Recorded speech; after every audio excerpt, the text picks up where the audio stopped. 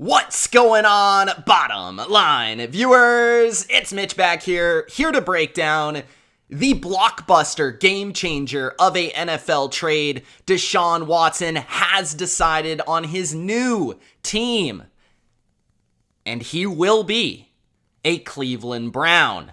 Deshaun Watson is a Cleveland Brown. Congratulations to Browns fans. You have a new franchise quarterback. In this video, I'm going to break down the trade that sent Deshaun Watson to Cleveland as their new quarterback. I'm going to look at it from multiple perspectives. Why did Watson choose to play for the Browns? Why did the Browns choose to trade for Watson? And of course, we're going to look at it from the alternative perspective. Is this going to work? Is this actually going to be a trade that benefits the Browns to win Super Bowls?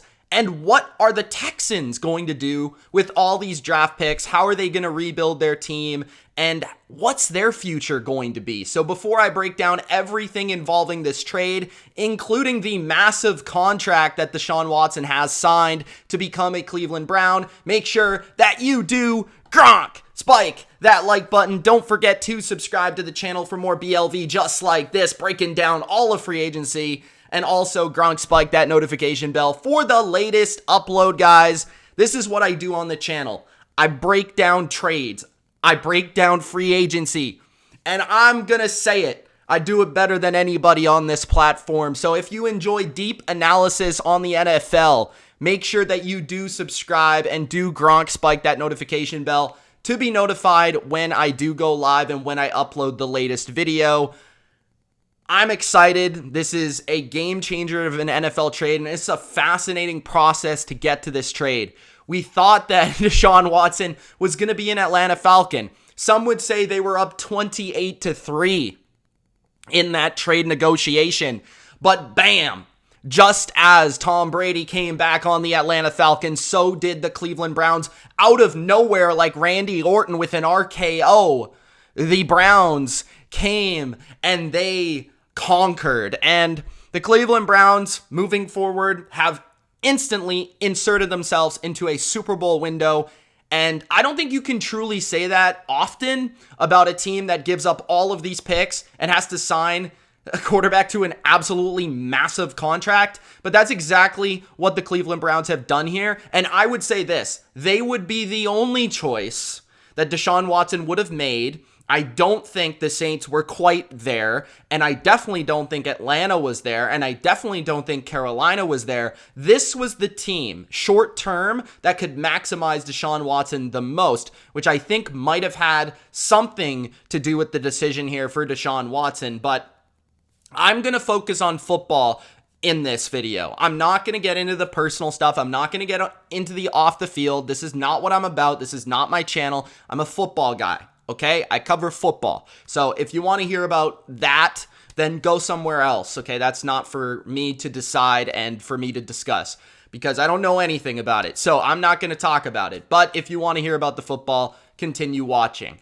All right, and also let me know in the comments what you think of this incredible, amazing blockbuster trade that has gone down. Do you think Watson is going to have success in Cleveland? Do you think Cleveland's going to have success with Watson? What do you think the Texans are going to become moving forward? When are they going to find their quarterback? Let me know in the comment section below. And if you're a fan of either team, just let me know your excitement level for the future. I'm sure Texans fans are also extremely excited, and that's something that's not being talked about right now, in my opinion, is just how much I feel like the Texans can now just move on and they benefit greatly. We'll get to that later in the video, but I do feel like this is a win for both sides. So let's begin by looking at Deshaun Watson, the football player, okay?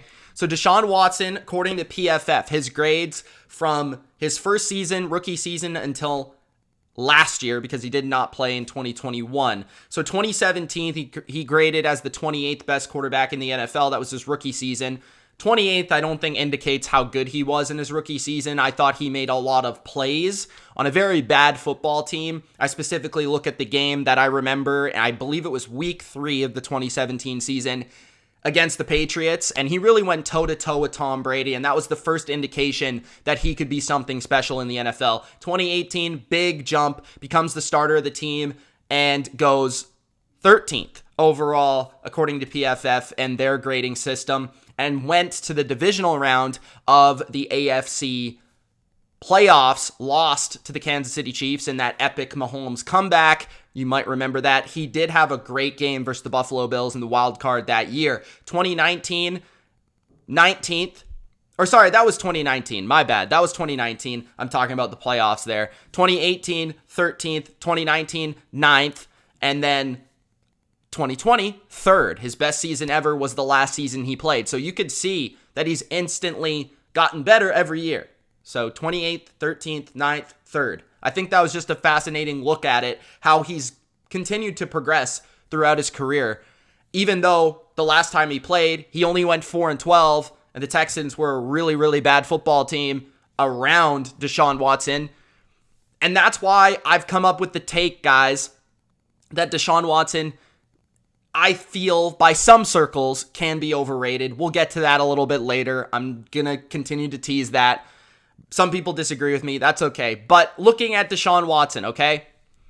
3-time Pro Bowler in 2020. Last time he played, he led the NFL in passing yards. He led the NFL in yards per attempt. He led the NFL in yards per completion. He has 2 seasons with 10-plus wins as a starter. He really has never thrown many interceptions. The year that he's thrown the most interceptions was 12 interceptions in 2019. Which shows you that he doesn't really turn the ball over. We know that he is one of the best playmaking quarterbacks in the NFL, and that's how I would best designate Deshaun Watson. He is an incredible playmaker, right? He's not really a distributor the way that, let's say, a Drew Brees or a Peyton Manning or a Tom Brady. He's a playmaker, kind of in that same vein, in that same lane as Josh Allen, Patrick Mahomes. They create things, and then by that, the defense has to defend him a certain way. A lot of times, defenses, can get beat for big plays. Being overly aggressive against Deshaun Watson, he can beat you with a deep ball that is, I believe, in the top 5 in the NFL, maybe even better than that. He has a very good arm. I'm not sure it's quite elite level, but it is very, very good. He could fit it into a tight window. He could throw every throw on a football field, and he's going to really be able to hit all levels of the field from short to deep, and he's a really good quarterback. I mean, there's not a lot to be said that's negative about him. I feel like he has a really good sense of pocket presence to be able to escape and be able to run when he needs to run, but he's not going to be a quarterback that just looks to run and take off. He'll look to pass down the field before he eventually scrambles. His feet are used to extend plays, not so much make plays, right? And we see the difference there, kind of similar to Patrick Mahomes in that way.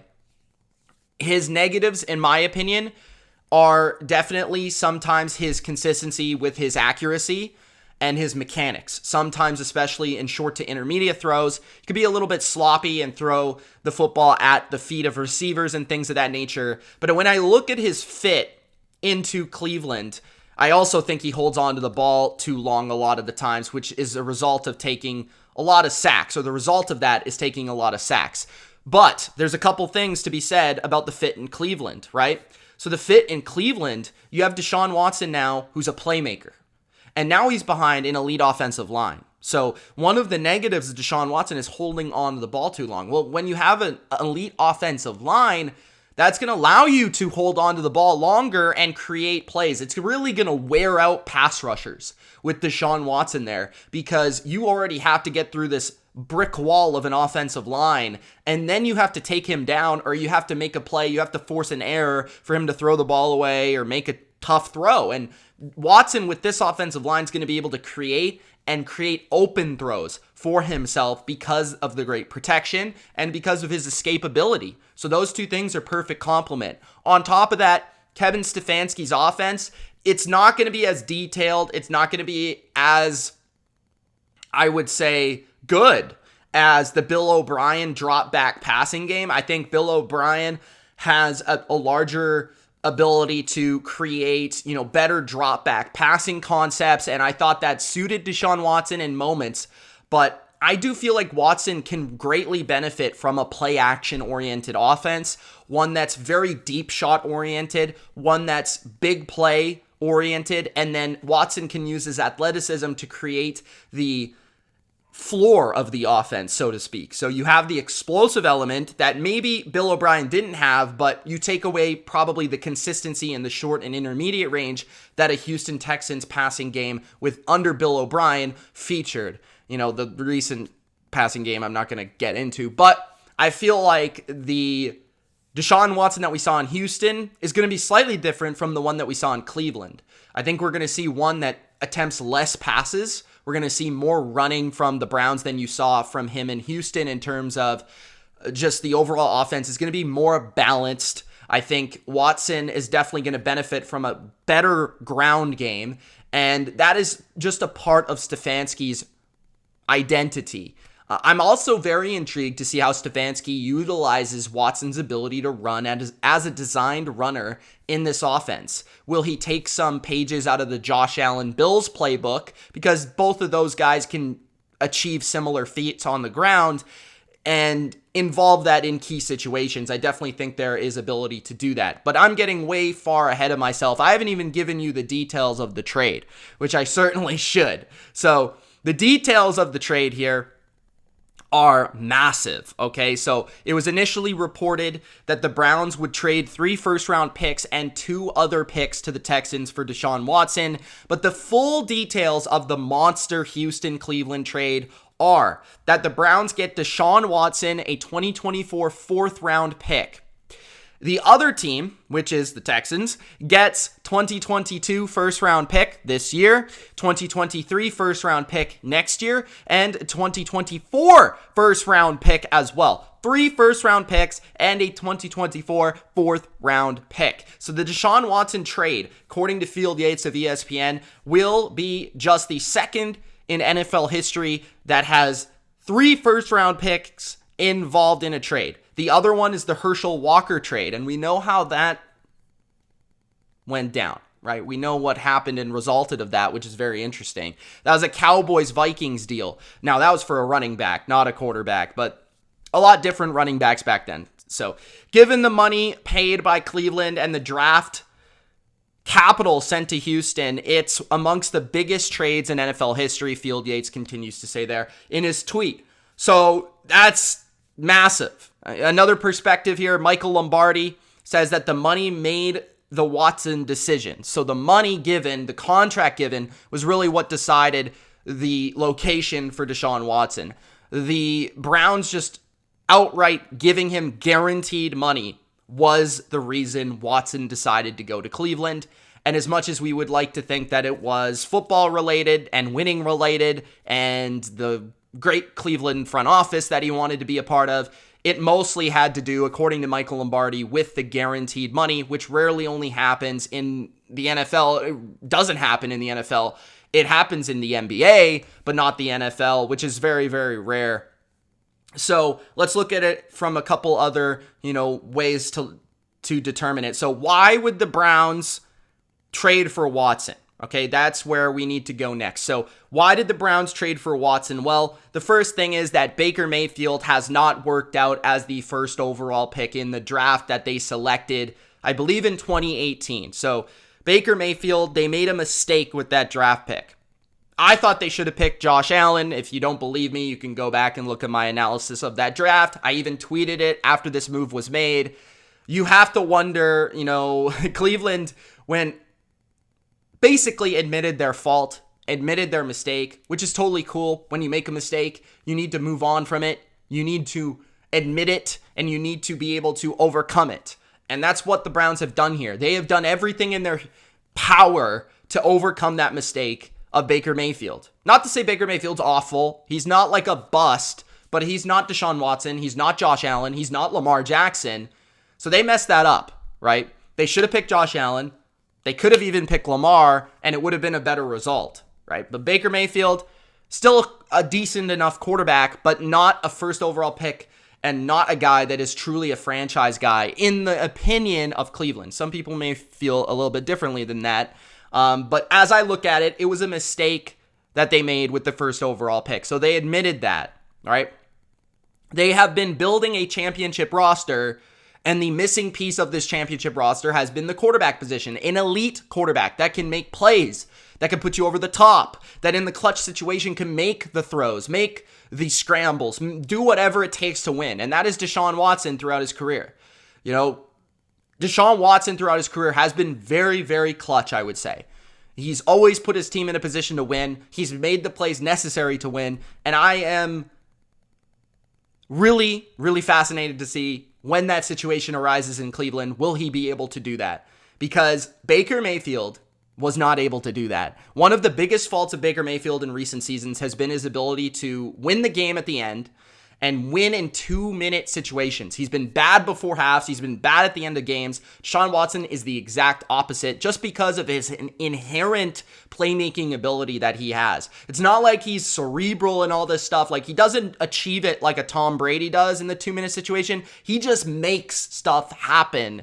And that's Deshaun Watson, and that's the difference between him and Baker Mayfield. Baker Mayfield could never put this offense over the top. He was a product of the scheme and the offense, in my opinion, and not the other way around. While you could argue that Watson was the product of himself, and the Texans' success offensively was a product of Watson and not their team, although I would argue that they had some nice weapons, and they did have a pretty good coach looking back at it, although people hate him as a GM, which is totally understandable. But I, for one, do like Bill O'Brien as a coach. But you look at that from the Browns, and it's totally understandable. Why would they get Deshaun Watson? They needed the elite quarterback. They needed the quarterback that could put them over the top, that put them into that conversation every single season as a Super Bowl contender. When you can get that, when you can get that player, the quarterback's the most important thing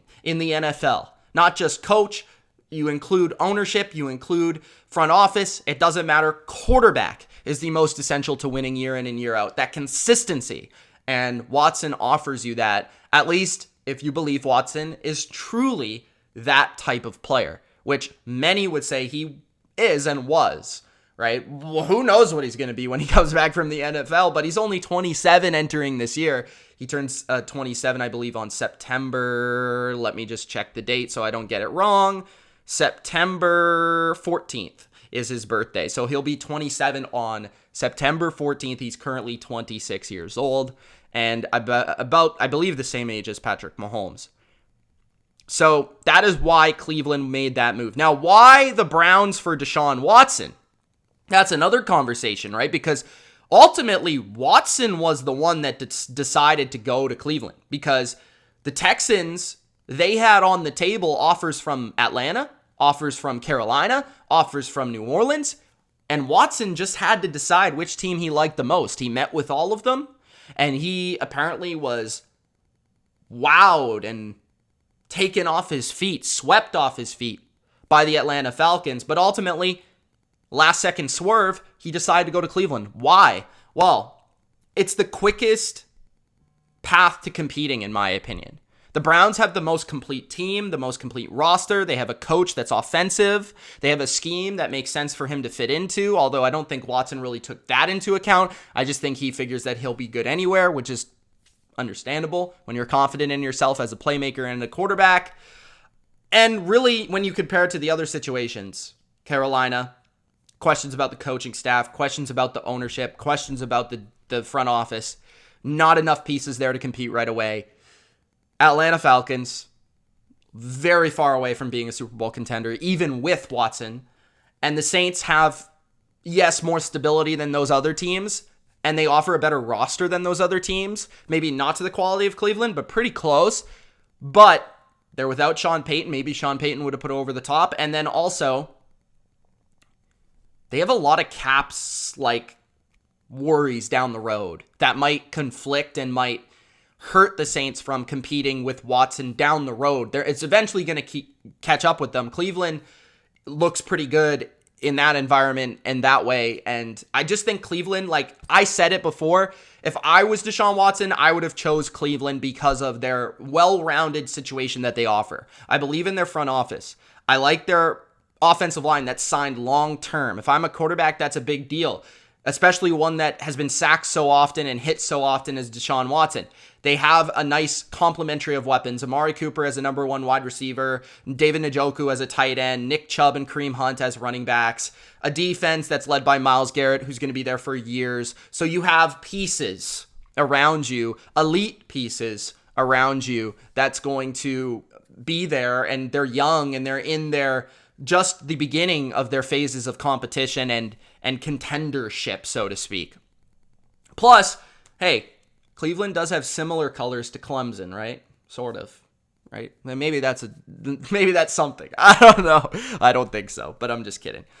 So those are the factors for Watson and why he chose Cleveland, on top of the ridiculous, I would call it ridiculous, contract that he is given here. So the contract, let's dive into that. As reported, $46 million per year. Deshaun Watson is now the second highest average paid player in the history of football. His reported $150 million deal, fully guaranteed at signing, surpasses Aaron Rodgers by almost $50 million. All $230 million is reportedly practically guaranteed.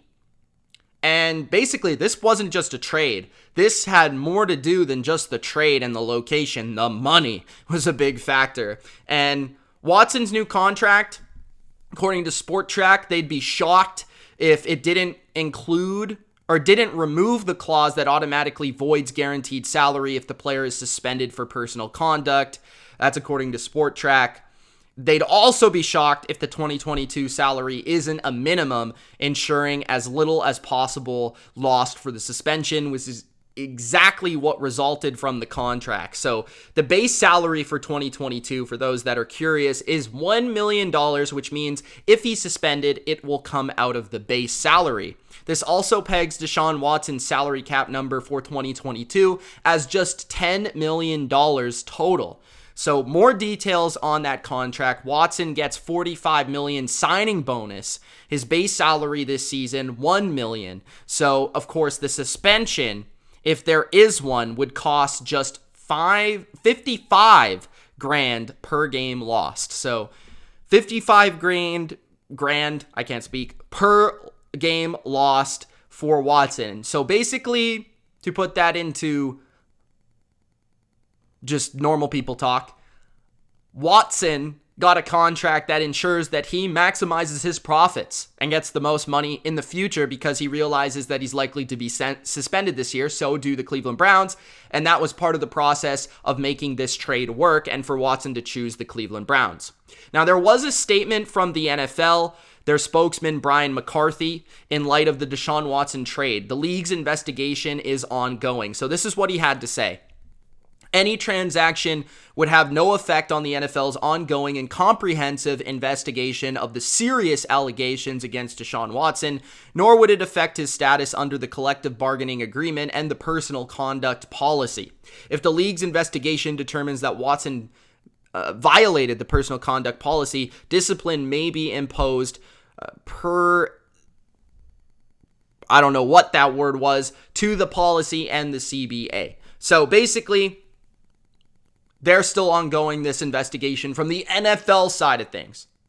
So they have to determine their own impact, and this is something that the NFL always does with individual cases. So I expect him to get suspended. If I were to guess, it's probably going to be about half this season. If I had to guess, I'd be shocked if it was more than that. I have yet to hear any news in that regard. That will probably take some time. Cleveland might have an idea inside their building of how long that will be. My guess would be probably about half the season. I think he would be lucky to get any less than that. Maybe 6 to 9 games range, I feel like. But considering that Calvin Ridley got a whole season for what he did, it doesn't really feel like, I don't know. It's just, that's the NFL for you, though. You got, everybody has a different opinion on that. So let's talk about the Browns now moving forward and their chances at winning and doing some things in the NFL. So Watson, like I said, fits very well into this offense. I feel like his playmaking ability will mask some of the deficiencies of the drop back passing game of the Cleveland Browns. I don't think the drop back passing game, and when I refer to drop back passing game, it's basically a standard pass without a play action or anything of that nature. No trickery, right? It's just a passing concepts from under center or the shotgun or whatever. And I don't think their drop back pass game under Kevin Stefanski is extremely, creative. I did like some of the stuff that they did with the empty formations and stuff with Baker Mayfield, especially a couple of years ago. Baker had a lot of success in that, and I do think that's going to be a feature of Deshaun Watson when they're in those moments to do that. But I do feel like a heavy part of their offense is still going to remain the Stefanski, Kubiak run game, play action game, and Watson can really thrive off that. As like I said, he has one of the best deep balls in the NFL. So getting speed and getting playmakers at the wide receiver position is going to be huge for Cleveland moving forward. I'm very intrigued to see what they do with their mid-round picks in the draft and then also through free agency. This Watson contract this year does allow them to continue to play in free agency this offseason. And I did, if you're curious about Baker Mayfield, I did make a destinations video already for him, so go check that out. The one place that he wants to play most is Indianapolis, so go check that out if you're curious about the future of Baker Mayfield. In terms of Watson, I think he makes them a elite team in the NFL. I'm not quite sure where. They're certainly in the top 10, and they're certainly a playoff team in the AFC, and from there we'll have to decide. I have not been the biggest fan of their defensive scheme and how they go about stopping some of the best offenses in the AFC and best teams in the AFC, but I definitely really love them now offensively with Deshaun Watson, and he gives them an X factor on the football field of a playmaker in those key clutch moments that I don't think Baker gave them, and also just a much higher ceiling from an offensive standpoint. It takes that cap off of, even with the best of Baker Mayfield, you weren't able to see.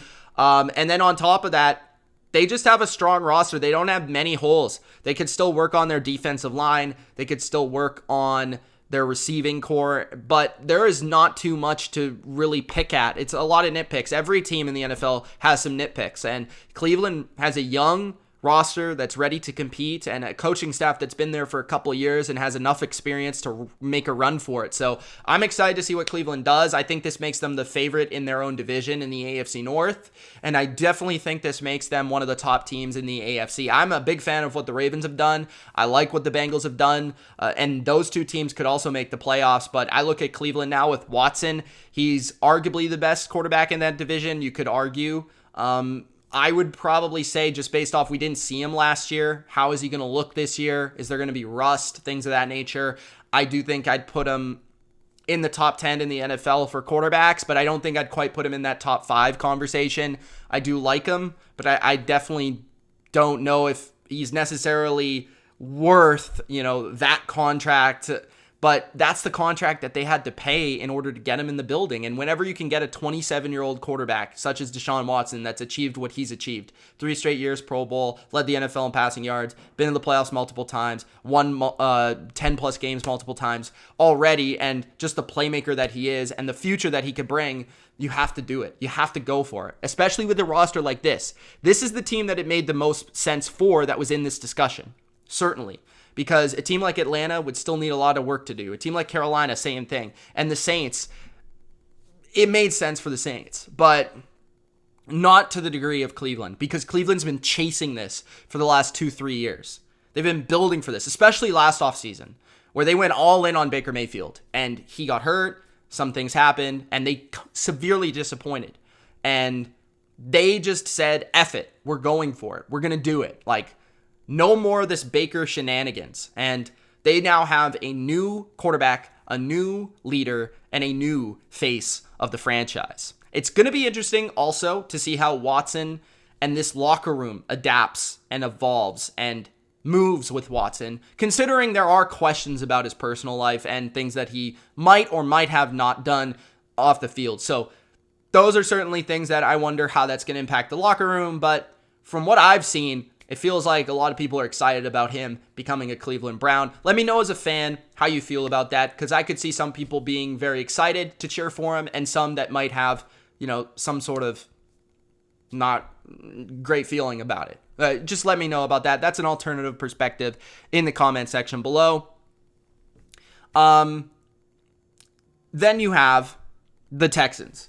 So there's obviously not a ton to talk about the Texans. Their future is still so undecided, and we don't really know what they're going to make of it. But the Houston Texans it has been reported by Ian Rappaport that they're likely to use their draft picks to build around second-year quarterback Davis Mills. I think this is the wise decision in the short term. I think utilizing your draft picks to build up the roster and the foundation of the roster on offense and defense, whether that's using it on receivers or offensive line or defensive line or whatever, is a good idea. Secondary as well. I think that's a good idea because the Texans are nowhere near a playoff team, nowhere near a Super Bowl team. They are the worst roster in football. But now they have a ton of ammunition for Nick Caserio to be wise with and utilize to his advantage. And I feel like the Texans now, they have so many picks that they can use on this roster and replenish this roster. And I'm just happy for the Texans because now they get to hit restart. It feels like the Texans were just waiting for this trade to happen, to take place. And now finally they can move forward and they can have a future. Now they can do what they want to do because now they get rid of Watson, they get all these picks, and now the plan begins. Until now, they've just been trying to plug the holes, trying to find what sticks, trying to sign these guys to 1-2 year contracts, veteran minimums, all this stuff, and just trying to build the culture. And they're in the process of building that culture under Lovie Smith and that coaching staff and that front office. But now they have the ammunition to bring in some talent. So that's going to be fascinating to watch. 2022, they have 2 first-round picks, the 3rd overall pick and the 13th overall pick, 2 top 15 picks.